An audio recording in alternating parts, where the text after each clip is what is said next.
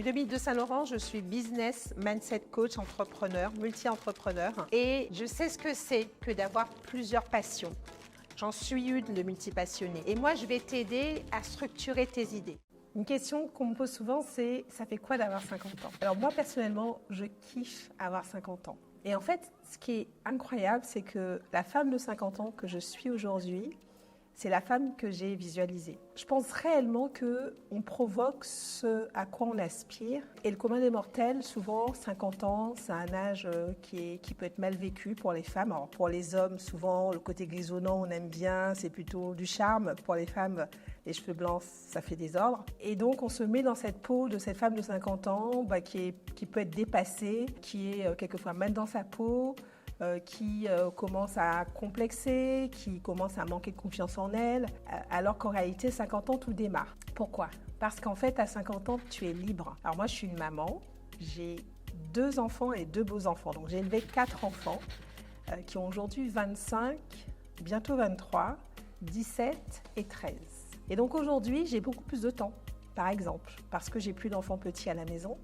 Et ça laisse une grande liberté. Donc d'avoir 50 ans, c'est accéder à cette liberté, c'est accéder à plus de temps pour soi. Maintenant, ce qui est important, c'est de savoir quoi faire de ce temps-là et de prendre le temps de prendre soin de soi.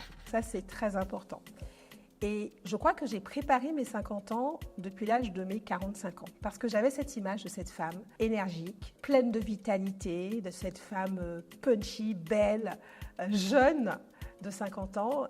Et à 45 ans, j'étais pas du tout comme ça. Et c'est là où j'ai eu un électrochoc et que j'ai décidé de me prendre en main et de faire déjà un travail sur moi au niveau de ma vitalité, donc reprendre le sport, changer mon alimentation, changer aussi mes fréquentations, commencer à m'intéresser aussi à la psychologie, comprendre mes blessures, faire en fait un grand ménage pour me permettre d'arriver sur cette seconde jeunesse, parce que je prends vraiment cet âge de 50 ans comme une seconde jeunesse. Florence Foresti qui dit 50 ans, c'est l'adolescence avec une carte bleue. C'est un petit peu ça. Et parce qu'on a plus d'expérience, on a plus de moyens, on sait plus ce dont on a envie et ça permet tellement de choses qu'on ne pouvait pas se permettre à l'âge de 30 ou 40 ans. Donc moi, si j'ai un conseil à te donner, c'est aujourd'hui, visualise déjà quelle est cette femme que tu as envie d'être. Je t'invite même à l'écrire sur un cahier, un papier, pour vraiment être dans le détail. Qu'est-ce que tu as envie d'être? Comment tu veux être? À quoi tu veux ressembler? Et ensuite, faire en sorte d'avoir cette vie pour te permettre d'avoir cet épanouissement, d'avoir cette façon d'être où tu vas kiffer tes 50 ans. Parce qu'à 50 ans, tout est encore possible. À 50 ans, il y a tellement de choses que tu peux faire. Tu peux te former. Si par exemple tu as un job que tu n'as plus envie de faire, tu peux encore te former. Tu peux donc démarrer une nouvelle carrière. Moi, c'est mon cas. Je suis agent immobilier depuis maintenant 17 ans. Et j'ai démarré en parallèle, là, très récemment, une carrière en tant que coach. Et je m'éclate. Je me suis formée. Et c'était dur parce que c'est vrai qu'à 50 ans, tu mémorises moins qu'à 30. Mais tout ça, ça se travaille. Le cerveau, ça se travaille. La mémoire, ça se travaille. Et le mot d'ordre, c'est vraiment de se dire que c'est le moment de renforcer tout ça. Ce qui arrive souvent quand on vit mal sa cinquantaine, c'est qu'en fait, on a abandonné. C'est qu'on n'apprend plus, on ne se forme plus, on n'est plus dans cet esprit de croissance en fait. On a baissé les bras. Et là, c'est la pire des choses. Donc, tout est encore là. Maintenant, il faut aussi se mettre en route, être dans l'action. Alors oui, je fais 3 fois par semaine du sport. Au début, ce n'était pas simple. Et maintenant, je prends énormément de plaisir à faire mes séances de muscu. Et mon corps me remercie. Parce que oui, quand tu as 50 ans, tes muscles fondent. Donc, si tu ne fais pas de sport, tu es un petit peu dans la merde. Donc, faire du sport, manger sainement, avoir aussi des lectures qui soient nourrissantes, faire aussi un travail sur soi en profondeur, donc se libérer de ses blessures, savoir pardonner. Donc tout ce chemin en fait qui permet de se libérer, parce que la liberté, elle est à la fois en termes de temps, parce que oui, quand on n'a plus d'enfants petits à la maison, ça laisse du temps pour faire d'autres choses, mais aussi dans sa tête, être libre dans sa tête. Et quand on est libre dans sa tête, ça se voit à l'extérieur.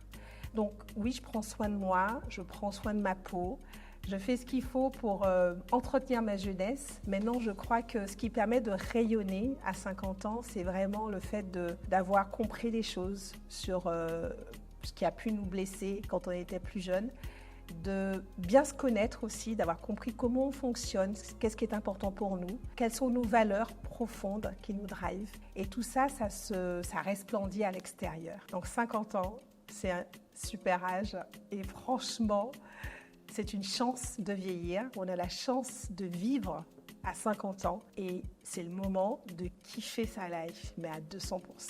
On peut aussi se dire à 50 ans, finalement, à quoi bon me former, à quoi bon reprendre une nouvelle carrière, parce que je suis plus proche de la retraite que le début de carrière. Enfin, déjà, ce mot retraite, je ne le comprends pas. Moi, je ne comprends pas ce que c'est. Alors, si, une retraite dans les Alpes pour aller méditer, ça, je comprends. Mais la retraite, ce concept-là, je ne le comprends pas. Parce qu'en fait, quand tu fais un travail que tu aimes, tu n'as pas l'impression de travailler. Et en fait, ça te nourrit tellement que tu n'as pas envie d'arrêter. Donc, je peux qu'encourager les personnes qui sont saturées aujourd'hui de leur métier parce que ça fait peut-être 30 ans qu'ils le font, justement de se renouveler. C'est ça qui va redonner de l'énergie, c'est ça qui va donner l'envie et donc qui va entretenir sa jeunesse. Donc à 200%, moi, mon conseil, c'est vraiment de continuer à se former. Jamais arrêter de se former parce que la vie, elle est faite pour contribuer. À travers le métier qu'on va faire, on va contribuer. Et quand on arrête de contribuer, on meurt. Donc ce mot retraite, il faut le mettre de côté. Parce qu'on est là pour pouvoir s'épanouir, de travailler, c'est aussi une façon de s'épanouir et d'offrir au monde ce qu'on a de meilleur. Donc la vraie question, c'est est-ce que le métier que tu fais actuellement t'épanouit vraiment? Si la réponse c'est non, c'est le moment de changer, de te former pour. Et si la réponse c'est oui, écoute, continue tant que tu as la forme parce que on dit aussi que le travail c'est la santé. Ça, c'est une phrase que je valide parce que c'est vrai que ça permet de continuer à être dans l'action, à être vivant, à avoir une vie sociale épanouie. Et ça maintient vraiment jeune et en forme. Donc, pour récapituler, 50 ans, tout commence à 50 ans. Ce qui est important, c'est de prendre soin de toi déjà, surtout de prendre soin de toi encore plus que quand tu avais 40 ans, de ne pas hésiter à te réinventer, de faire des choses qui te font plaisir, de continuer à te former et de te dire que finalement, tu ne sais pas jusqu'à quel âge tu vas vivre. Ça se trouve, tu seras centenaire et tant qu'à faire, autant kiffer le plus longtemps possible. Si ce podcast t'a plu, je t'invite à t'abonner, à liker évidemment, à t'abonner et puis aussi partager à des personnes que tu connais. Et si tu connais quelqu'un autour de toi qui se dit 50 ans c'est la fin et qui a du mal à se remettre en route, ça peut être vraiment un beau cadeau pour cette personne de lui envoyer ce podcast parce que je suis sûre que ça pourra l'inspirer.